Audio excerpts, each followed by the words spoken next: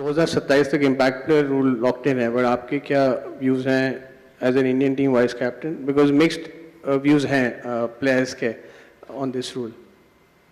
नहीं, मैं तो मतलब मुझे तो ये रूल मुझे अच्छा नहीं लगता है ऑब्वियसली, क्योंकि because of I am allrounder and उसके वजह से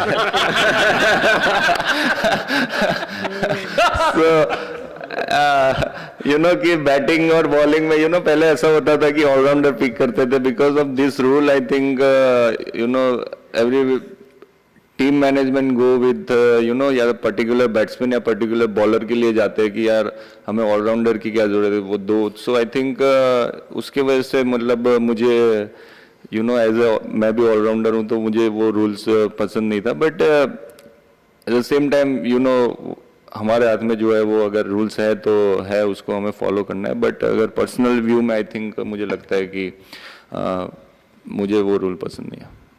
अक्षर, उसी का कंटिन्यूशन है, जैसे कि आपकी बैटिंग के बारे में बहुत बात होती है लास्ट 2 साल में आपने बैटिंग में इतना अच्छा किया है. लास्ट ईयर आपने इतनी बॉलिंग नहीं डाली थी, ये क्या इम्पैक्ट रूल की वजह से ज़्यादा था क्या?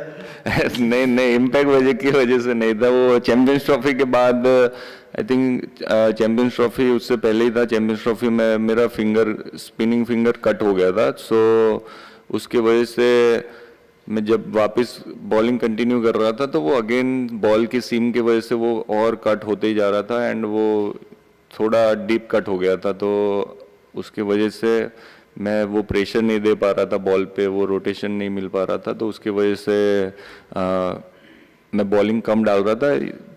जितना हो सके उतना सोच रहा था कि अगर जरूरत है तो डालूंगा, अगर नहीं तो कि मैं अपनी फिंगर सेव करूंगा. तो बट अगर फिर after 7 matches I think most of the game में मैंने वो जब ये मेरी फिंगर हो गई अच्छी, उसके बाद मैंने सब में कंटिन्यू किया. तो इम्पैक्ट प्लेयर की वजह से नहीं था वो.